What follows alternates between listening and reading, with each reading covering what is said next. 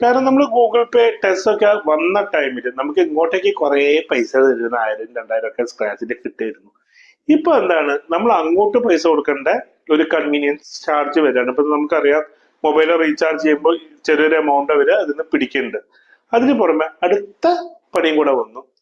KSEB, water authority, അങ്ങനത്തെ ഉള്ള utility bills നമ്മൾ ഗൂഗിൾ പേ, ഫോൺ പേ, പേടിഎം ഈ മൂന്ന് ഇതിന്റെ പേയ്മെന്റ് നടത്തിയാലും ചെറിയൊരു ചാർജ് പിടിക്കാൻ തുടങ്ങിയിട്ടുണ്ട്. ശ്രദ്ധിക്കാട്ടോ, ഇത് പറയാനാണ് വന്നത്. ഇതിനൊരു മറുമരുന്നുണ്ട്. പുതിയൊരു ടീം വന്നിട്ടുണ്ട്, സൂപ്പർ മണി.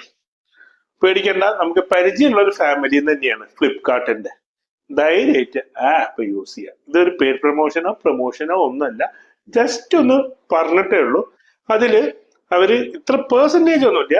ഓരോ ട്രാൻസാക്ഷൻ ഞാൻ എന്റെ ഫ്രണ്ടിന് അയച്ചു കൊടുത്ത